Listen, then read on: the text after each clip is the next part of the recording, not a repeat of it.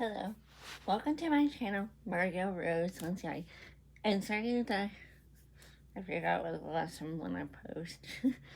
I think it was probably Easter. Sorry about that. I just been very busy. I'm really tired. Oh yeah, I'm gonna try my best to, since I'm gonna get rid of a lot of books I have in my room.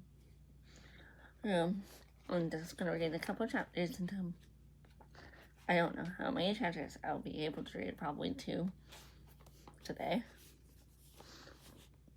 Okay. Today's book, and I don't know how many days I'll be reading this. She is one, if you don't know, she is a Laura Ingalls Wilder, a biography, William Anderson, Little House.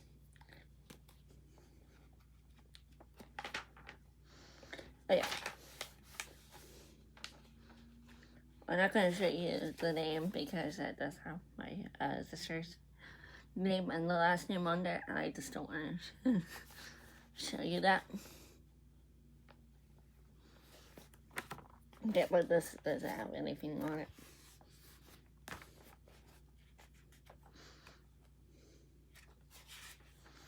And plus there's no pictures. I'm not going to read acknowledgements and forward. Maybe I will. I don't know yet.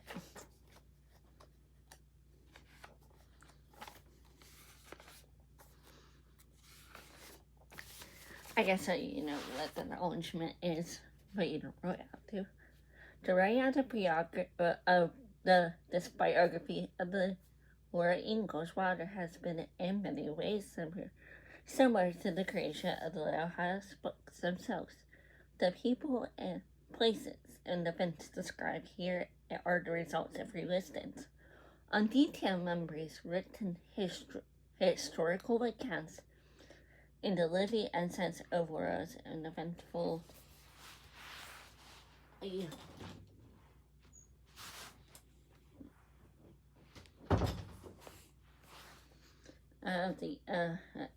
of Laura's eventful life.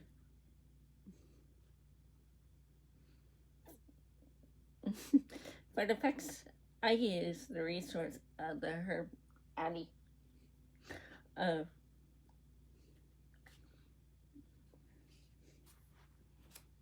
don't you hear that?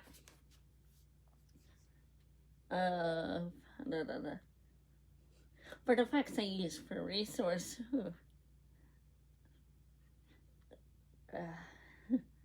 Sorry, my cat is being distracting.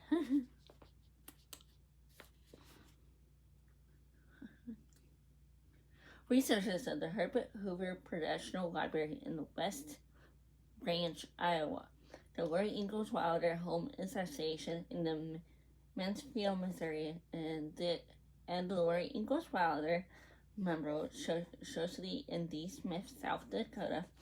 These sources are supplied for a historical background for this book. For the flashes of Laura's character that are found in the biography, I'm grateful to the many people who went in her life and shared. Okay.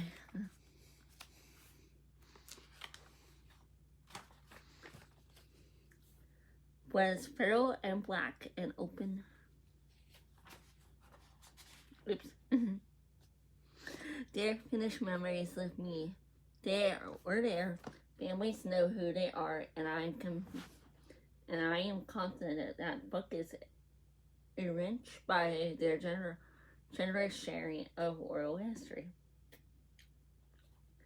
To help a corporation of Bevan Clover of the Laura Ingalls Wilder Memorial Society. I don't even know what my cat's doing, but Society.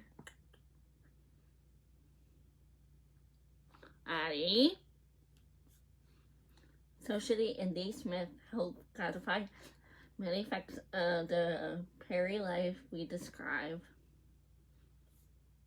In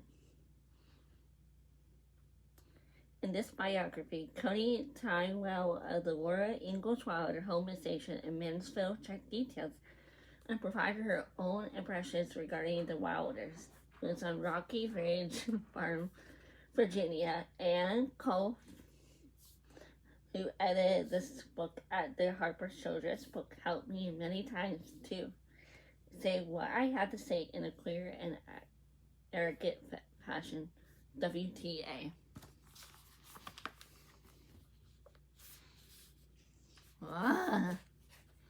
What do you want around here, Eddie? I want you to stay in one place. Okay, forward. Sorry about the cat. Forward. During the Civil War, where the American government passed a law that had no connection with the fighting that was separating the North and the South, when the President Abraham Lincoln signed his name to document creating the Homestead Act of 1862, an exciting opportunity became available to all Americans. It was a chance to claim for free open lands belonged to the United States government, especially in the areas that made up the American West, beyond the Mississippi River,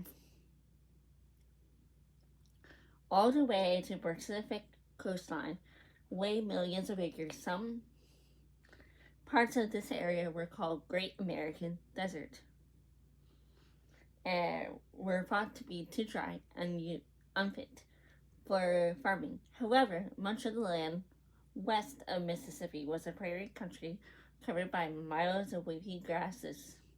Few trees grew there, but the soil.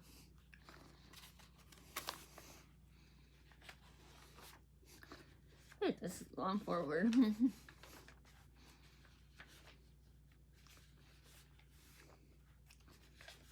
Okay, and by the way, if you don't see me showing pictures, because there isn't any right now, but I'll show you if there is a picture.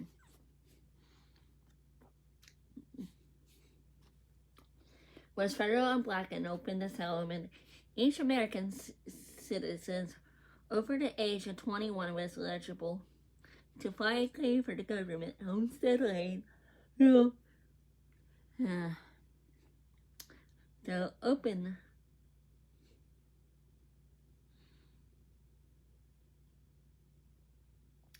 The open plains had survived, divided into squares of 170 acres, 1/4 a square mile each.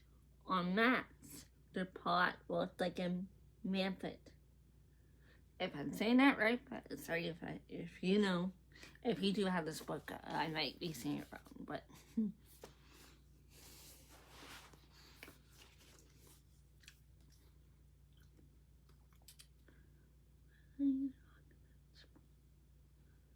Mammoth checkerboard. In the 1860s, most of the land was occupied, waiting for settlers to arrive. There were only a few requirements for voting. Land claims. The homesteader had to register his claim officially as a land office. When records were kept, a house had to be built on the claim, and the prairie pulled up to show in the future of a farm. Prairie put up to show a future would exist. For 6 months each year, the homesteader or a family member must live on the property. Some homesteaders hired claim sitters to fill the requirement. There were people to pay, live on the land, and protect it from taken over by claim jumpers. At the end of the 5 years,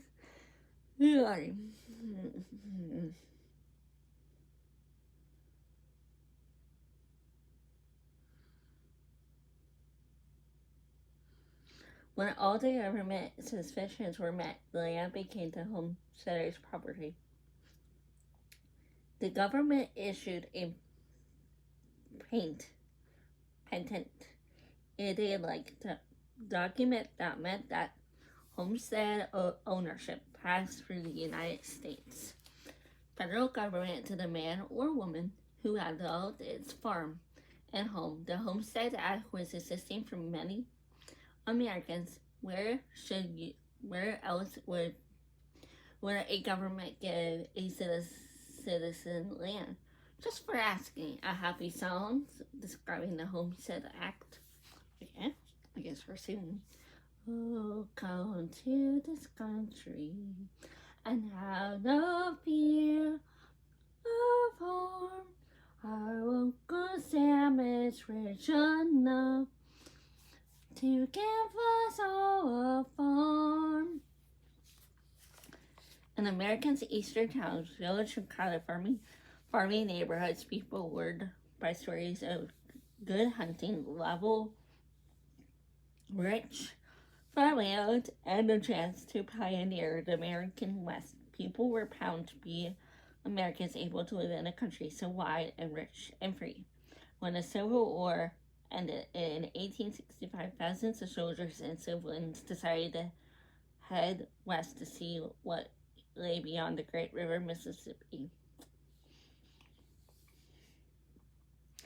The river, represented by diving line between east and west, the Great River Road, as it was called, split America from the north to the south. It flowed through its headwaters in Minnesota to the port of New Orleans in south, where it emptied the Gulf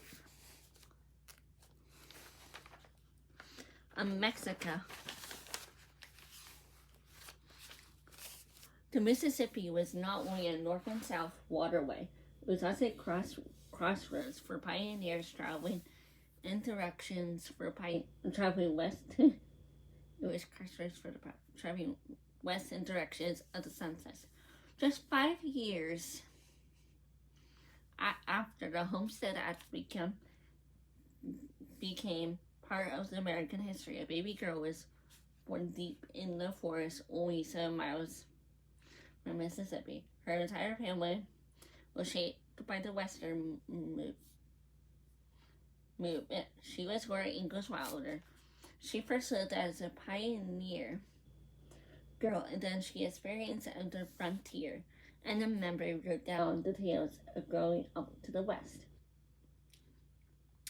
Her stories, known as Little House books, had given the world a sharp, clear picture of life in the woods and on the plains during the last phase of American pioneer, from the 1860s to the 1890s. But when Laura Elizabeth Ingalls was born in 1867 in a log cabin near Pepin, Wisconsin, no one imagined the remarkable person she would become, first as a pioneer and then as a much loved author.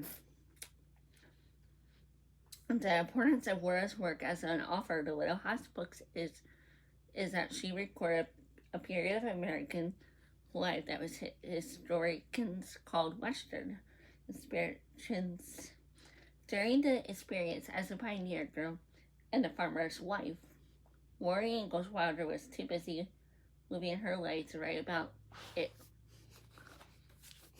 Only after she was 60 did she think about writing pioneer people and adventures she remembered so well. Laura explained that her desire to write came from her feeling that she had experienced on the prairies where the stories that had been told to be told. She said that her memories of pioneer days were altogether too good to be lost. I wanted the children to understand more about the beginnings of things. Laura said to what is that behind the things they see? What is that made of America as they know it? Then I thought of writing the story of my childhood in several volumes. in an 8-volume historical novel covering every aspect of America's frontier. Whereas planning to write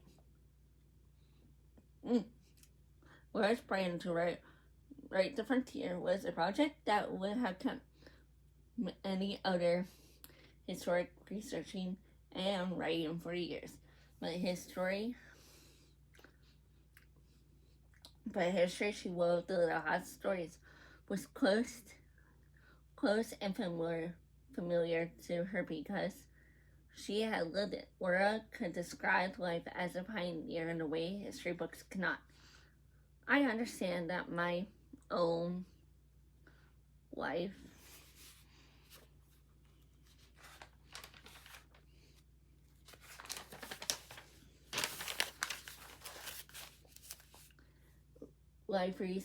represented a period of American history. She marveled as a writer. Laura possessed what few authors didn't do, enough personal adventures and information to write about assisted research. I had seen the whole frontier.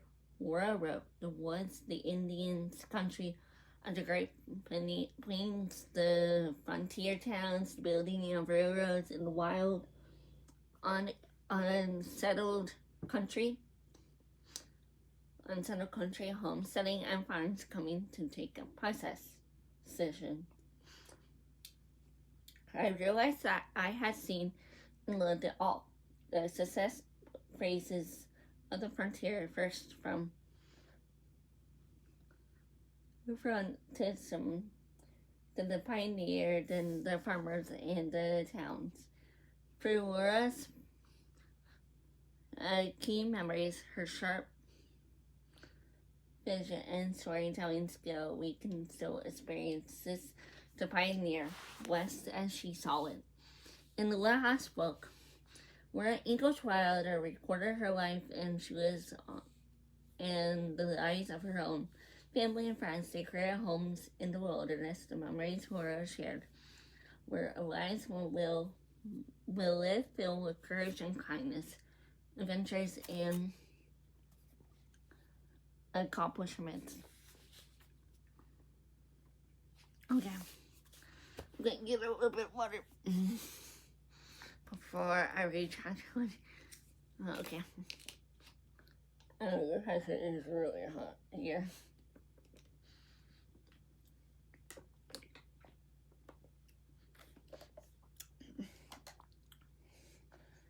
Okay. Yeah, I guess praising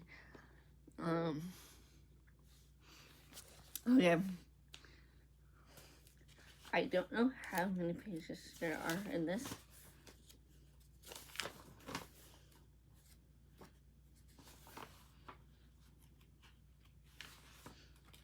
Might just read this one chapter since we kind of read the acknowledgement. I'm just going to read one chapter since we kind of read forward an acknowledgement. Okay, a pioneer family. When Laura Ingall was born in the woods in the state of Wisconsin, the land there was still raw and wild. The region was called Big Woods because the forest stretched out for miles towards the bluff of the Mississippi River to the west and onto the Lake Superior to the north. Panthers and bears and deers roamed for the brush, and the big trees grew thick enough to blot out the sky overhead. Only coming of the few chapters, hunters and farmers. Maybe the countryside seemed slightly civilized, still miles often separated one further from the next. Whereas parents, Charles and Carolyn Ingalls were Wisconsin pioneers. Her father, Charles Philip Ingalls, was born near Cuba, New York in 1836. his boyhood was spent in a big family of 8 brothers and sisters, moving west with their and 15, I don't know why I said parents, but my parents. The parents, Lance Ford and Laura Ingalls.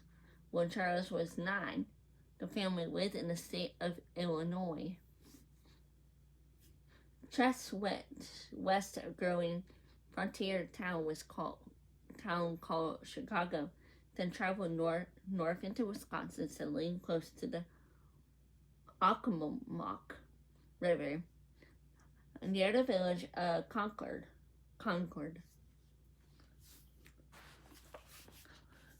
Working with his father and brothers on their family farm, Charles grew strong and straight, and keen in the ways of the woods. He learned to be a sheared frontman. Many of the new difficulties and hardship was the spirit and skill, making the new land produce enough food for the Ingall family, were a challenge that Charles and his brother and their father conquered together when work was slack on their own place. The Ingall boys worked for the other farmers.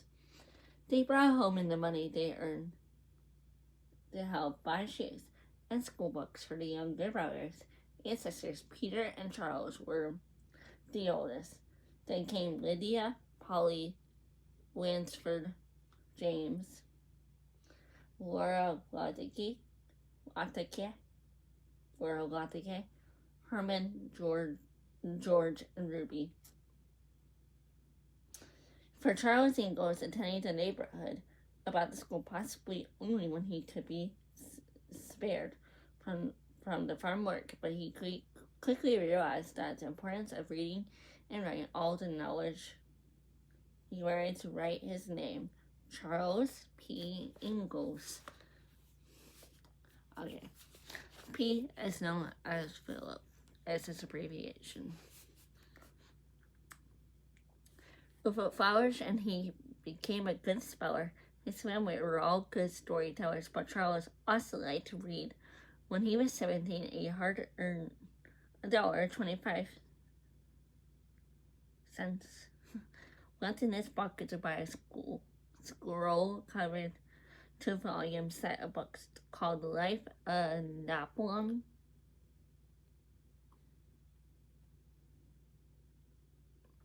Growing up in Wisconsin was along the Occomock River. Charles was not only to wear a skilled trapper, woodsman, hunter, and farmer. Carpenter, trapper, woodsman, hunter, and farmer. He also wanted to learn to sing and dance and play songs and hymns, a honey-colored fiddle. No one in the family remembered how Charles Ingalls first acquired a violin. Perhaps he bought it in from a traveling peddler or traded for it with our neighbor. By the time he was a teenager, Charles and his fiddle had spent a lifetime of making music together. The Ingalls family sat surrounded the fireplace through the long winter evenings, listening to the music. Charles fiddled, and soon the neighborhood knew where they could find rocking, foot-tapping tunes. Charles Ingall was jolly, and so behold a fiddler. He was a popular addition to the neighborhood frolics. The Ingalls children attended spelling schools, hot maple sugar patties, sleigh rides, and corn husking socials, but the dance were the most exciting events of all. Whew. And there is a map.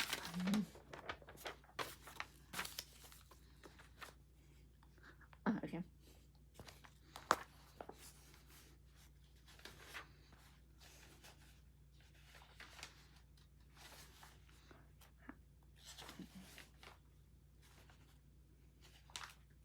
Oh, this is real. Okay. At the harvest, pioneers were wedding dances, warehouses filled in Charles Ingall to support a guest. With other fiddlers and banjo players, or alone in his own violin, he played the Irish washerwoman. Okay, now I have that in my head. Oh boy. Buffalo Gals, the Monkey Musk, or Sweet Bessie from the Pike.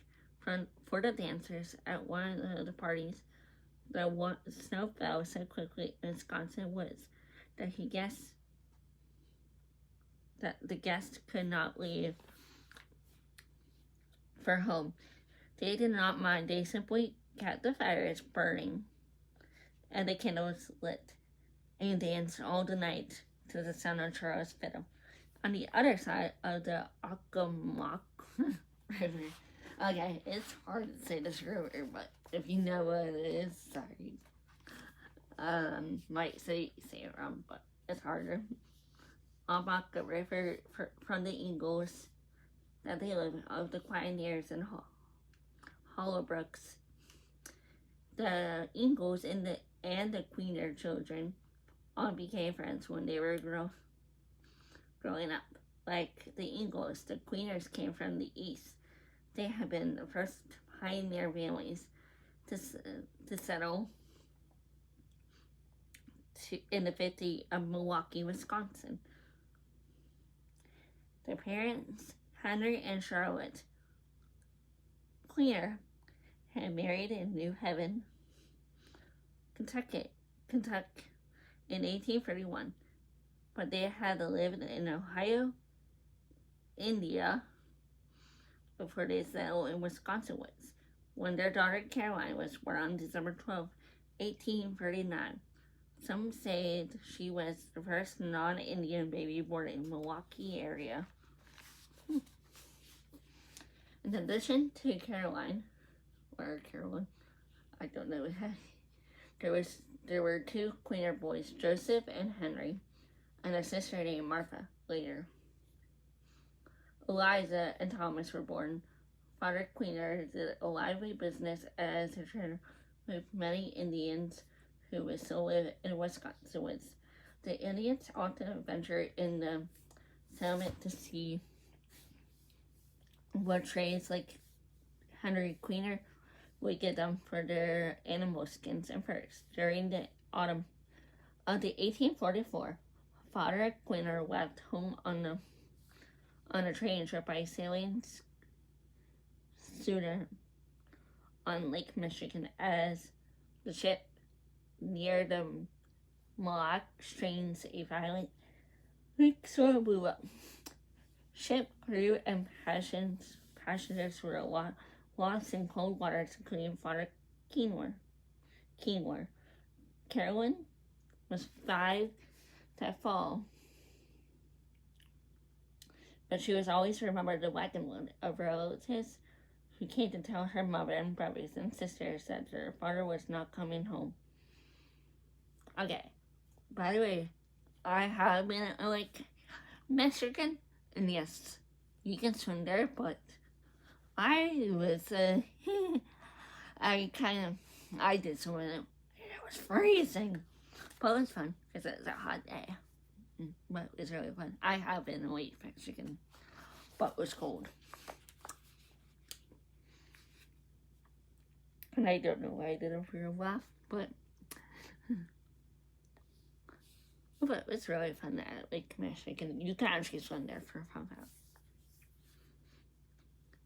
If you dare to. Not like dare, but if you want to. Without a father, life for the Queeners became bleak and sparse. Some friendly Indians helped feed the family for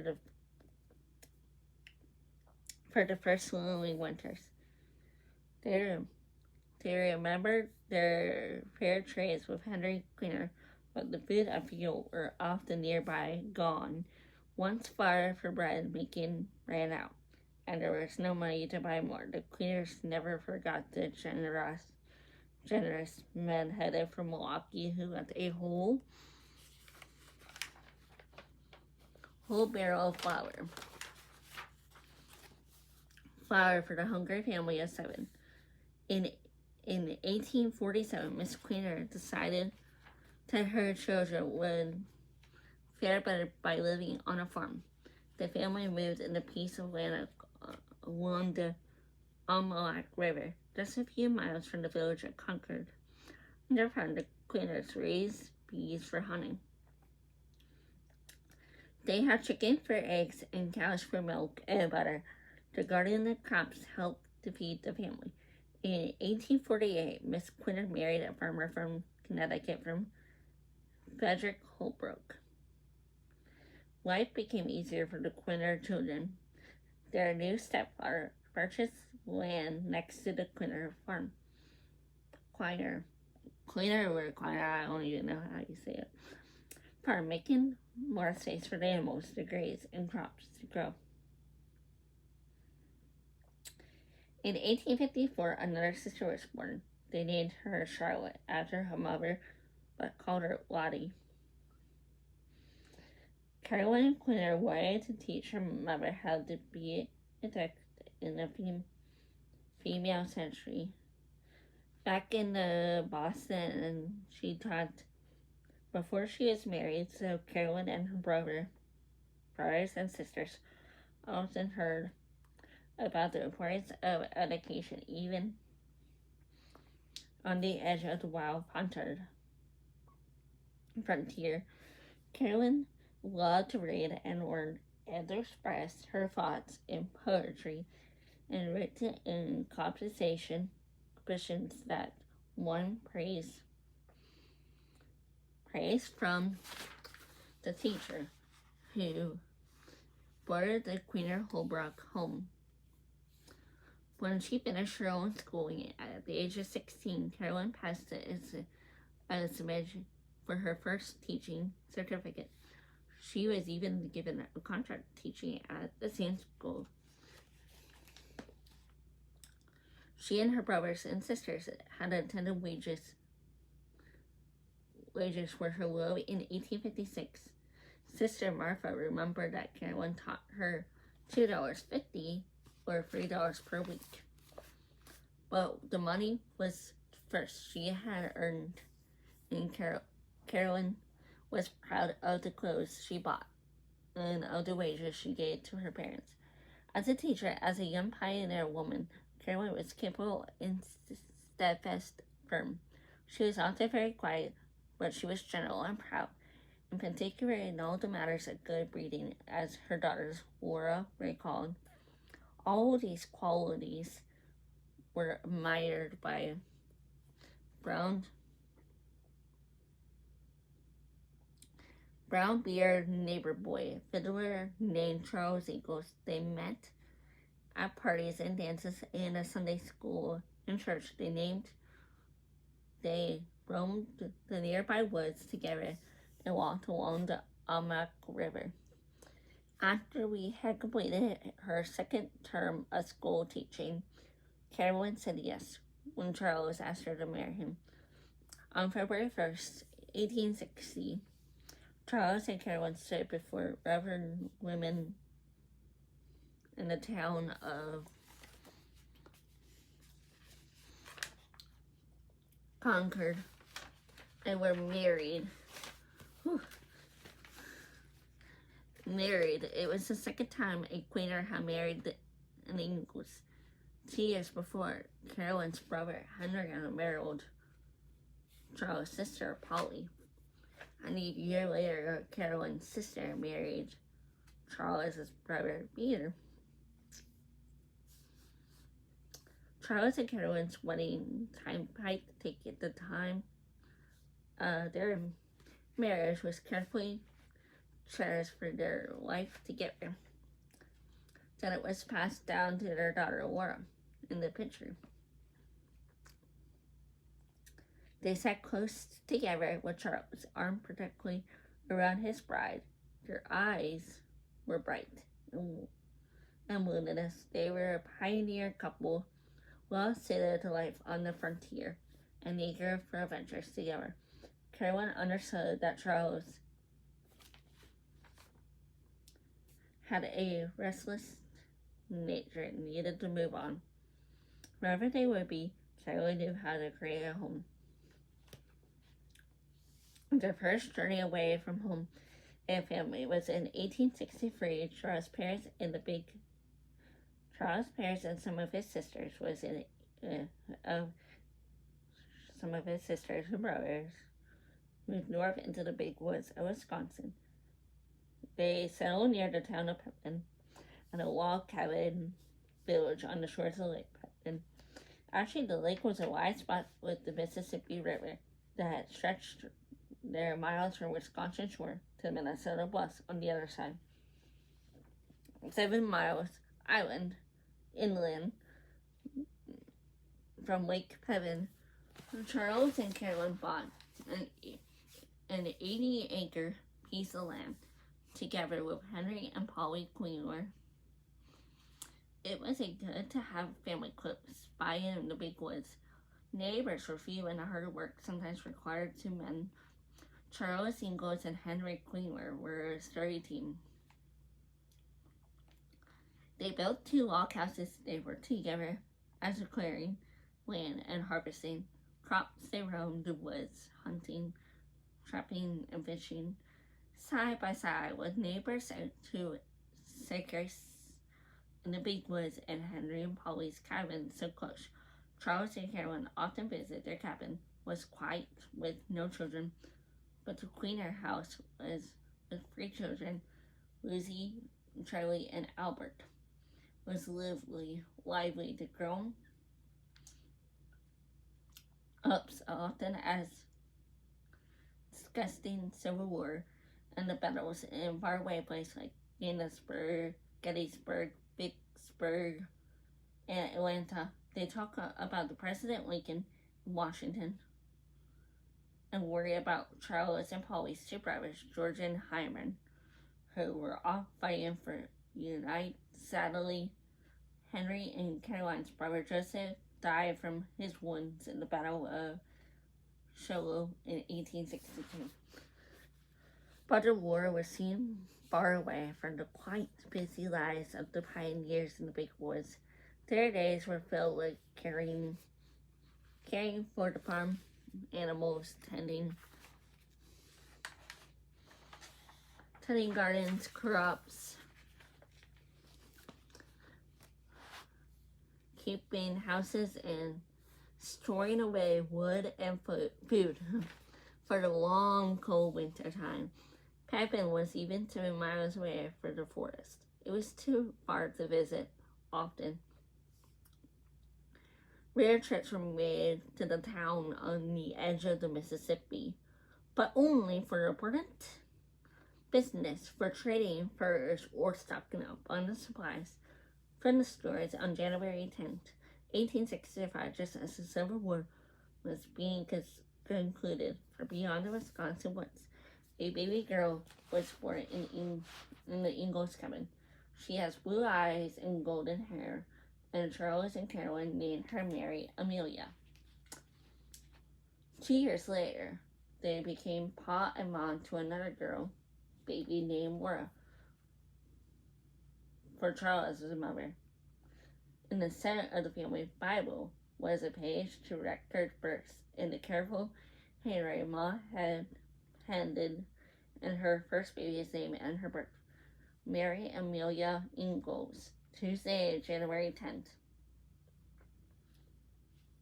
1865, town Pepin Cove, Wisconsin.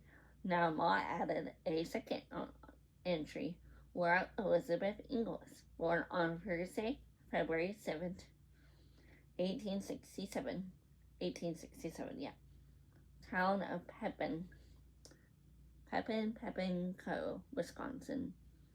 Laura's first memory of the cabin in the woods, her parents and her sister Mary, in the evenings after supper. The sound of Pa's fiddle became as a regular sunset to the ears. Audie Lane sang Kitty Wells, Annie Laurie, Bonnie Doon, and Home Sweet Home. where a son of the sunset, blonde were married to sleep. Onto the deep mellow sound of Pa's voice joined the sound of the fiddle. Their early memories of the home were met in images. There's too much. Images. Their early memories of the home were images that were always one to recall. Later in her life, she began calling them the pictures that hang in my memory. The snug, cozy feeling of the warm evenings, the voices of Pa and Ma, and the soft firelight of the log walls, and the pictures never faded for her. The first remembrance is of my father. Always, she wrote.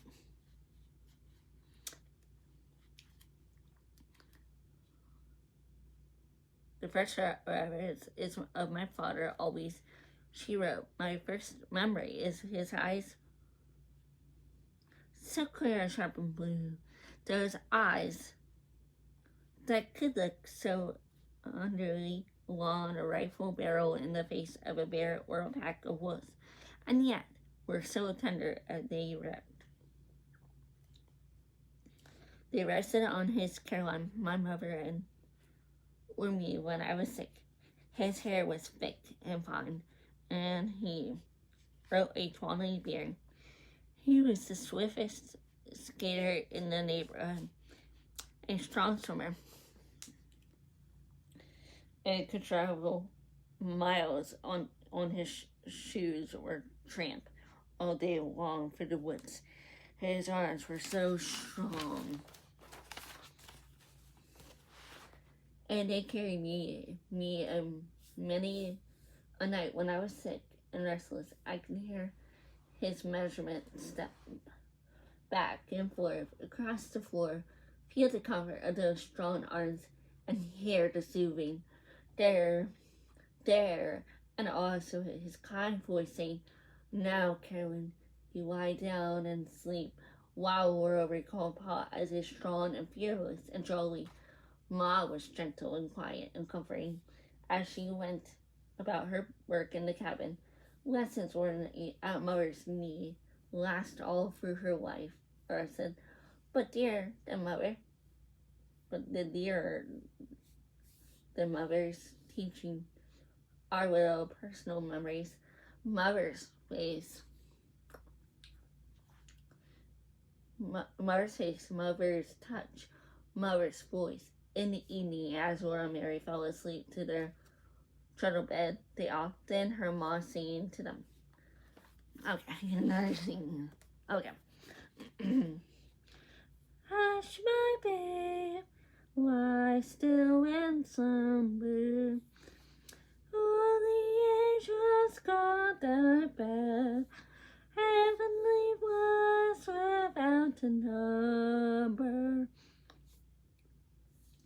Gently resting on the head. Life on the Wisconsin farm was a comfortable one for Pa and Ma and Mary and Laura. Wood for fuel was everywhere, and Pa cut many cords of logs for burning through the snowy winters. He hunted and trapped traveling the furs and milk and muskrat, scenting sliver, fox, and bear supplies in the village of Evan.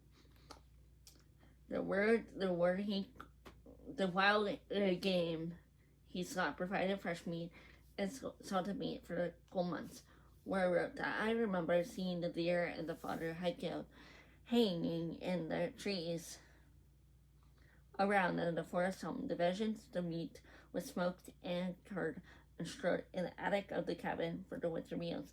During the summers, Pa worked hard tilling the crops, helping Uncle Henry and the other neighbors with their work and clearing away for the big woods to make the fields and grazing a place for his cows. Entired, Pa and annoyed him too that he fought an everlasting battle with the forest. The trees always seemed determined to overtake the clear fields. Ha yearned for something the big woods of the Wisconsin could never provide. The open prairie land he knew as a boy in Illinois, the Paul would sink into rich muck soil without a tree or a stone in its way. Pa had heard their plans. Kansas were open the lands ready for settlers. Kansas was where he wanted to go. Okay. One of the other days we'll read chapter 2. Okay, because this is already long enough. Okay. Bye.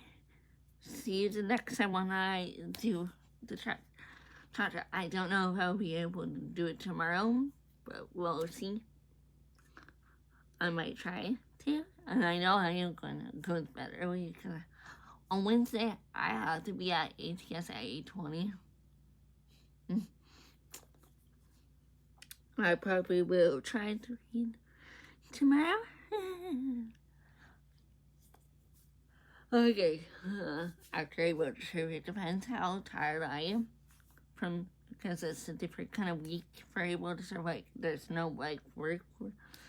It's called service week, where we're helping people serve. I can tell you more about it in the morning. I'll probably show you what I will be wearing each day for service week.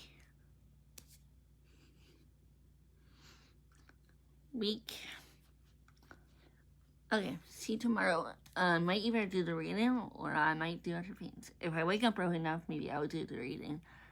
I'm gonna try to so I can have coffee in the morning. Okay. See you tomorrow if I remember, and if I wake up early enough to do. Although I think I'm already gonna be exhausted tomorrow, but I'm gonna wait and see. And I'll probably also show you what I'll be packing for my lunch too. It'll pretty much be the same thing, 3 things of the same thing, because I don't want to do anything microwavable this week. I able to serve.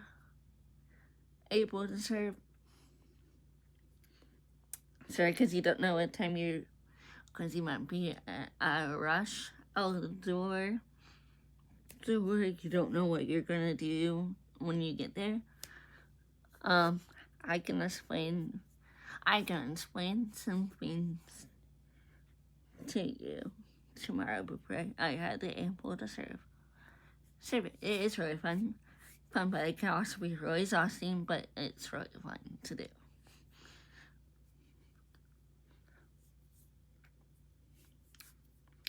Okay, see you tomorrow.